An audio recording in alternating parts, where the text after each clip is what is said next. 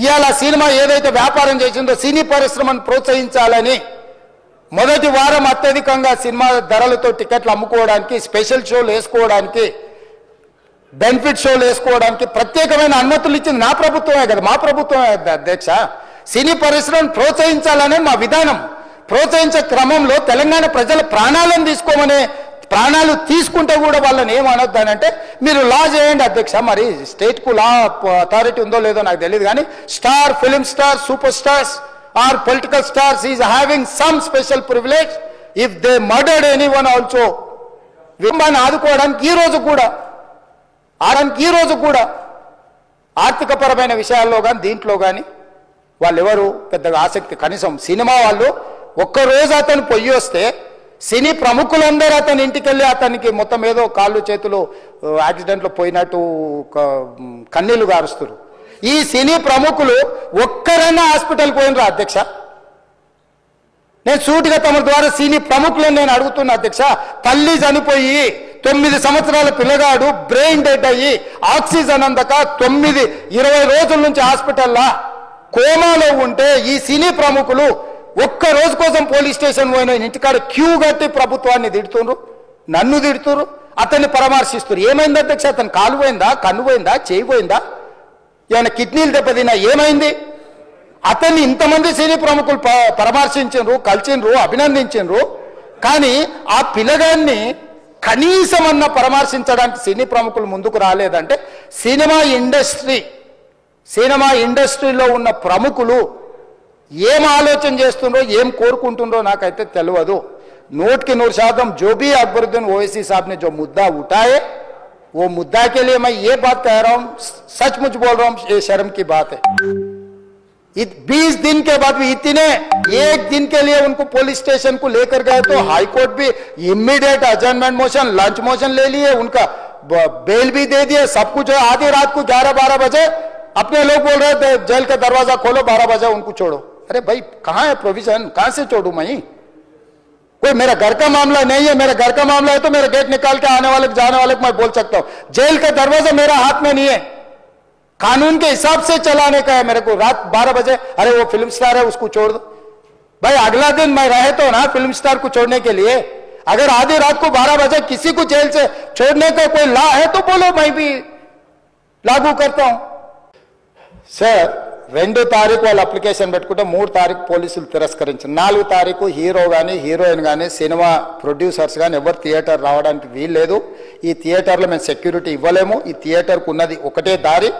ఈ దారిలో ఇంతమంది వేలాది మంది అభిమానులు వచ్చినప్పుడు మేము కంట్రోల్ చేయలేము, వద్దు అని తిరస్కరించారు. తిరస్కరించిన తర్వాత కూడా 4 తారీఖు 9-9:30 ప్రాంతంలో హీరో రావడం జరిగింది. రావడం కారులో వచ్చి థియేటర్లో పోయి సినిమా తెచ్చి మళ్ళీ కారులో వెళ్ళిపోతే పెద్దగా ఇంత ఇబ్బంది జరుగుతుండేనేమో లేదో నాకు తెలియదు. కానీ ఎక్స్ రోడ్ చౌరస్తా కంటే ముందు నుంచే కారులో రూఫ్ టాప్ ఓపెన్ చేసి రోడ్ షో చేసుకుంటే థియేటర్లో పోవడంతో ఆ చుట్టుముట్టుతున్న 7-8 థియేటర్లలో ఉన్న సినిమా అభిమానులు మొత్తం ఇక్కడికే రావడంతో వేలాది మంది జమ అయ్యారు. ఆ గేట్ ఒక్కసారి హీరో కారు లోపలికి పంపించడానికి ఆ ఉన్న గేటు తెరవడంతో వేలాది మంది ఒక్కటేసారి ఉప్పెనలాకి వచ్చారు.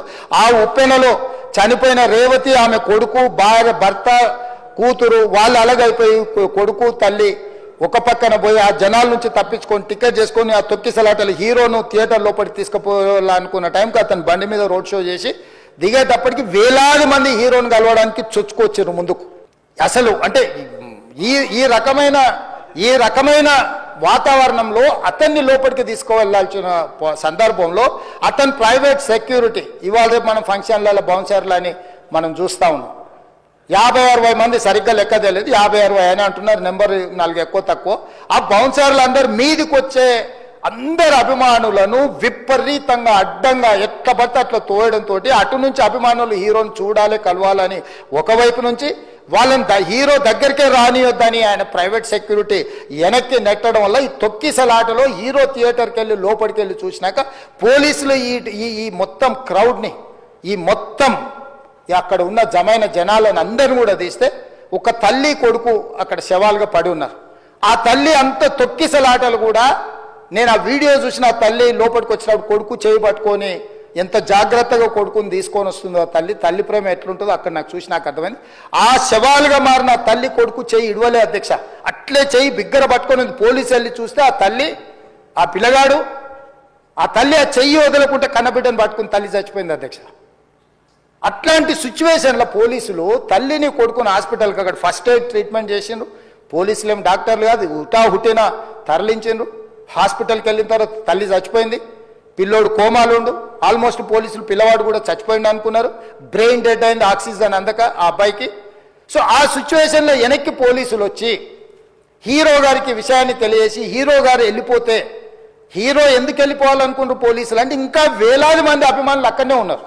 హీరో గారు థియేటర్లో కూర్చొని ఉండడం వల్ల, సినీ ప్రముఖులు ఉండడం వల్ల ఈ బయట జమైన వేలాది మంది అభిమానులు అక్కడ నుంచి పోకుండా అక్కడనే ఉండడంగా థియేటర్ లోపల కూడా బాల్కనీలో టాప్ బాల్కనీలో హీరో కూర్చుంటే కింద నేల కింది నుంచి పై వరకు వెనక్కి తొక్కుట పైకెక్కి హీరో చేతులు కలపాలని కోతులు ఎగబడ్డట్టు, కోట మీదకి కోతులు ఎగబడ్డట్టు ఉల్టా పైకి తొక్కిసలాట జరిగింది అధ్యక్ష. థియేటర్ వాళ్ళు పోలీసులను హీరో దగ్గరికి వెళ్ళి చెప్పడానికి కూడా అనుమతి ఇవ్వకుండా థియేటర్ వాళ్ళు పోలీసులను బ్లాక్ చేశారు అధ్యక్ష. ఎప్పుడైతే హాస్పిటల్లో తల్లి చచ్చిపోయిన పిల్లగాడు కూడా ఆల్మోస్ట్ చావు నోట్లో ఉన్నాడు అని తెలిసి పోలీసులు వచ్చి ఏసీపీ వెళ్ళి చెప్పడానికి పోతే థియేటర్ సిబ్బంది లేదు హీరో దగ్గరికి వెళ్ళడానికే వీలేదని చాలాసేపు పోలీసులను కూడా హీరో దగ్గరికి పోనీయలేదు అధ్యక్ష, వాళ్ళ ప్రైవేట్ వీళ్ళు. చివరికి ఏసీపీ కోపం వచ్చేసి మిమ్మల్ని అందరినీ తీసి లోపల వేయాల్సి వస్తుంది అని చెప్పిపోయి హీరోకు ఏసీపీ క్లియర్గా ఇద్దరు చనిపోయినరు, మీరు ఇక్కడ కూర్చుంటే థియేటర్లోనగా థియేటర్ బయట ఉన్న వేలాది మంది ఈ సినీ అభిమానులను మేము కంట్రోల్ చేయలేకపోతున్నాం, ల్యాండ్ ఆర్డరు శాంతి భద్రతలు చేయి దాటిపోయినాయి, మేము లాఠీ చార్జ్ చేయాల్సిన పరిస్థితి ఉంది, మీరు దయచేసి వెళ్ళిపోండి, వచ్చిండ్రు చూసిండ్రు కదా వెళ్ళిపోండి అంటే లేదు నేను సినిమా అయిపోయే వరకు ఇట్లే కూర్చుంటానని పోలీసులతో చెప్పిండని సిటీ కమిషనర్ నాకు చెప్పడం జరిగింది అధ్యక్ష.